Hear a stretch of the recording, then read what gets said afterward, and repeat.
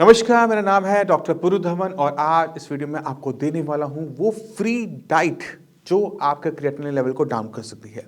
अगर इस डाइट को समझना है तो पहले आपको समझना पड़ेगा कि क्रिएटिनिन क्या है, कहाँ बनता है, तभी आप इस डाइट से होने वाले असर को समझ पाओगे, इसके फ़ायदे को देख पाओगे, इसके नुकसान को देख पाओगे। तो क्रिएटिनिन जो है वो एक प्रोटीन होता है, वेस्ट मटेरियल होता है जो कि हमारी मसल्स बनाती है। यानी हमारी जो मसल्स हैं वो फैक्ट्री हैं क्रिएटिनिन बनाने की। अगर हमने अपनी बॉडी के अंदर बिना पैसा खर्च किए free of cost creatinine down करना है तो वो बहुत आसान होता है, उसके लिए किसी भी ट्रीटमेंट की ज़रूरत नहीं होती। मैं फिर से करूँ, किसी भी ट्रीटमेंट की ज़रूरत नहीं होती। आपने अपना बस वजन गिराना है, आपने घी या तोरी टिंडा उबाल के खाना है, हल्दी नमक के साथ खाना है, आपका क्रिएटिनिन डाउन होना शुरू हो जाएगा आपके वेट के साथ। और अक्सर हम ये देखते भी हैं, बहुत सारे डॉक्टर्स भी होते हैं जो इस तरह की डाइट पेशेंट को रिकमेंड करते हैं। Patient day by day weak होता चला जाता है और पेशेंट की कंडीशन सुधरने की जगह खराब होनी शुरू होती है।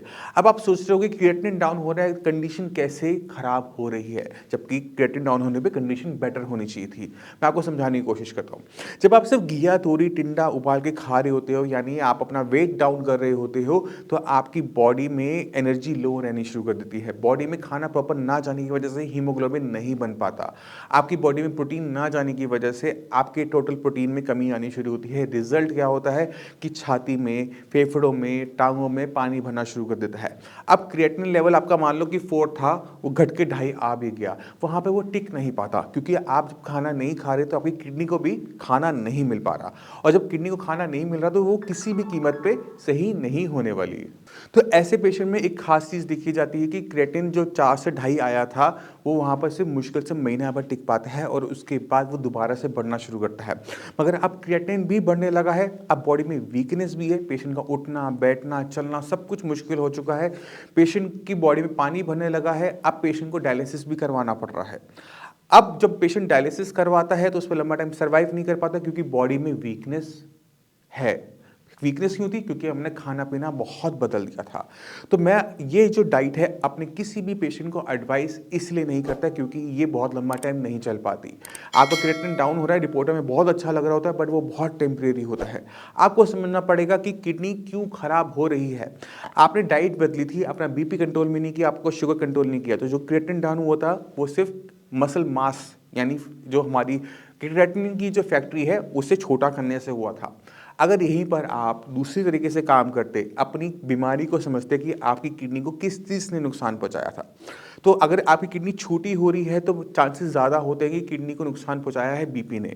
आपका बीपी कंट्रोल में था या नहीं था? अगर आपका बीपी कंट्रोल में आप ले आते हो तो किडनी को और नुकसान नहीं होता।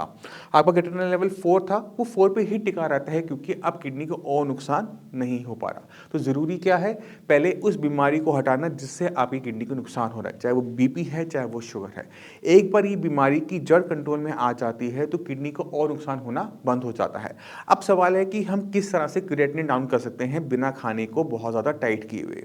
अगर हम ऐसे पेशेंट में क्रिएटिनिन को डाउन करना चाहते हैं तो हमारे पास एक ही रास्ता होता है, वो है किडनी की फंक्शनिंग को बढ़ाकर, और कोई दूसरा रास्ता नहीं है। अगर किडनी किसी भी तरीके से अपने फंक्शन को बढ़ाती है तो हम क्या देखते हैं कि क्रिएटिनिन लेवल डाउन होने शुरू हो गए।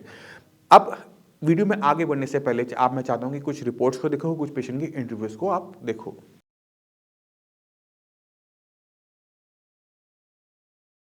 नमस्कार, मेरा नाम है डॉक्टर पूरू धवन और आज हमारे साथ पेशेंट हैं मिस्टर अमित। अमित जी जुलाई के महीने में आए थे। जुलाई में आपका क्रिएटिनिन कितना था बताओ, वो तो देख के बताओ। 9.67।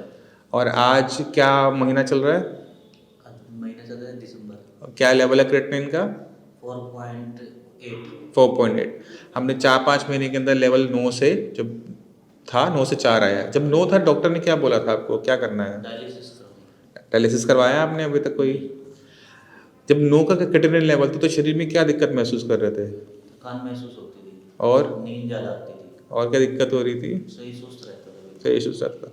जब शरीर में बहुत ज़्यादा क्रिएटिनिन यूरिया लेवल बढ़ जाते हैं तो बॉडी में अलग अलग टाइप के सिम्टम आते हैं। नींद आना ज़्यादा, नींद बिल्कुल चले जाना, खुजली होना, जैसे आपको खुजली थी आप बता रहे थे, थकावट होना, ये सारे बढ़े हुए क्रिएटिनिन लेवल, यूरिया लेवल के सिम्टम होते हैं। जैसे जैसे खून साफ होता रहता है वैसे वैसे सिम्टम चले जाते हैं। अभी कोई सिम्टम महसूस कर रहे हो? नहीं। अभी कोई दिक्कत? नहीं, कोई दिक्कत। कोई दिक्कत नहीं हो रही। तो जो पिछले 5-6 महीने में इलाज चला, जो शरीर में बदलाव आया, एक बार बताओ कि क्या बदलाव आया शरीर के अंदर? एक तो सर मेरा खून कम था। खून हो गया 11। 11 पॉइंट हो गया। तब कितना था खून आपका? मेरा जी 5 पॉइंट कुछ था जी। अच्छा, अभी इंजेक्शन लगवाने पड़ रहे हैं खून के, नहीं लगवाने पड़ रहे? इंजेक्शन मैंने कभी लगवाया। बिना उसके मेडिसिन से ही खून बनने लग गया? और क्या फ़ायदा हुआ? शरीर थकान नहीं मानता, थोड़ा बहुत काम करता हूँ, थकान नहीं होती शरीर में। अच्छा, तो जो बाकी किडनी के मरीज हैं उनको क्या बोलना चाहोगे? ये दवाई ली थी, और क्या बोलूं। क्योंकि डॉक्टर साहब ऐसा है कि इसके लिए प्रॉपर जैसे विद इन 15 डेज और विद इन 30 डेज हम इसका टेस्ट क्रिएटिनिन और वगैरह चेक करवाते थे। वो तो महीने टेस्ट होगा। एवरी टाइम हमें पॉजिटिव ही दिखाई देता था। अब रुक गया है। हर बार जैसे 1 पॉइंट 2 पॉइंट कम, ठीक है। अब थोड़ा सा उसमें ये है कि वो स्टेबिलिटी आ गई है, 4 के पास आ गई। 4 के पास। उसका मेन रीज़न ये भी हो सकता है कि जैसे इसकी किडनी 30% तक या एक 70% एक 30% दोनों किडनियाँ जो है वो नहीं है, आप टेस्ट गलत देख रहे हो। अच्छा। वो टेस्ट का मतलब ये नहीं होता। वो डीटीपी रीनल स्कैन होता है। जब हम खून साफ हो रहा है तो कौन सी किडनी कितने % साफ करी वो बता रहा है। अच्छा, 70 और 30 100 हो जाएगा ना। तो वो भी तो डॉक्टर साहब काफ़ी ये था ना, काफ़ी मतलब अभी जब आप मेरे पास आए थे तो किडनी 90% के आसपास बंद थी। वो भी तो क्रॉनिक सिचुएशन थी डॉक्टर साहब। वो बहुत ख़राब सिचुएशन थी, उस टाइम में डायलिसिस पक्का था। अभी आज जो लेवल है क्रिएटिनिन 4 पे क्रिएटिनिन का मतलब ये होता है कि किडनी 60% आज की तारीख में भी काम नहीं कर रही। क्योंकि इनको हमने जयपुर गवर्नमेंट में दिखाया था, तो किडनी स्पेशलिस्ट को उन्होंने बोला कि भाई आप किडनी ट्रांसप्लांट करवा सकते हो, कोई इसका है नहीं, कोई हमारे पास कोई और इलाज है नहीं।